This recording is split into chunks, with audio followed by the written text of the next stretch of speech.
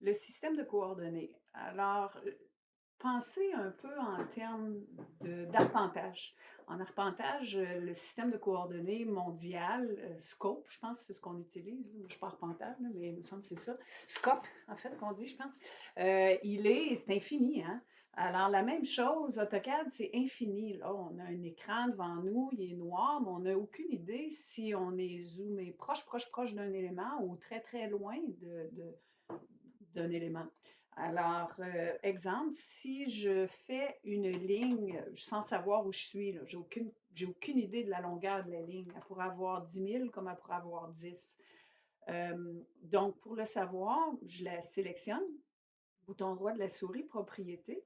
Et voyez-vous, elle n'est pas longue, là, elle a 275 d'unités. Bon, c'est pas pire. Et donc, ayant 275, elle a un début, elle a une fin, comme je vous ai déjà dit, des coordonnées de début. Pour faire une ligne, hein, c'est comme en arpentage, ça prend des coordonnées entre deux points de coordonnées, ou encore un angle et une distance. Alors, l'angle, dans ce cas-ci, rappelez-vous, on partait du nord. Donc, nous, c'est 30 degrés en ce moment parce qu'on y avait dit dans nos unités plus tôt qu'on voulait que le nord, le zéro, soit au nord. Donc, le système de coordonnées, donc, on est pour avoir des unités comme ça, on est basé sur un système de coordonnées. Et c'est tout sur le système de coordonnées XY qu'on voit ici. Et c'est ce qu'on appelle le système de coordonnées générales, SCG ici. Okay? Mais le SCG pour système de coordonnées générales. Et le SCU, c'est le système de coordonnées d'utilisateur.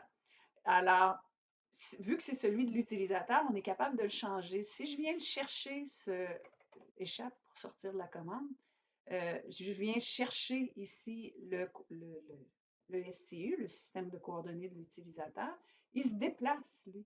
Tout à coup, mes coordonnées, vous allez voir, ne sont plus les mêmes si je fais propriété. Les coordonnées de ma ligne, voyez-vous, ont changé.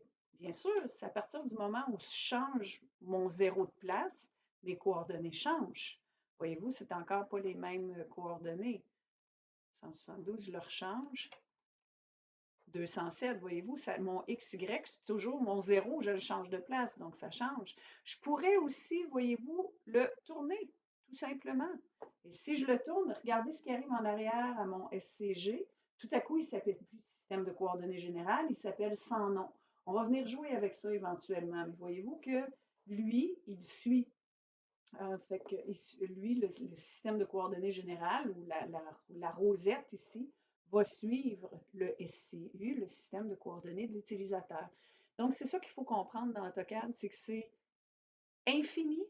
Puis, sachez que vous en savez assez en arpentage, il y a des coordonnées qui sont données à des points, il y a des coordonnées géodésiques. Bien, à partir du moment où je viens jouer avec le SCU, ben, je n'ai plus les mêmes coordonnées et il faut le savoir, ça. Il faut être capable de retourner à nos coordonnées d'origine, les coordonnées du SCG, du général. Alors, pour retourner dans le système de coordonnées général, on tape SCU et on vient sélectionner général. Mais puisqu'il est déjà entre crochets, voyez-vous, ça, c'est des crochets droits, c'est des options. Mais quand on a des plus grands ou plus petits, l'élément qui se trouve là, c'est l'élément qui est par défaut. Fait que soit je rentre un G, mais je n'ai pas besoin de rentrer GE, c'est-à-dire pour qu'il l'entre, il est déjà par défaut comme ça. Si je fais tout simplement Enter, sans faire GE, il prend la commande qu'il y a à l'intérieur, qui est déjà par défaut.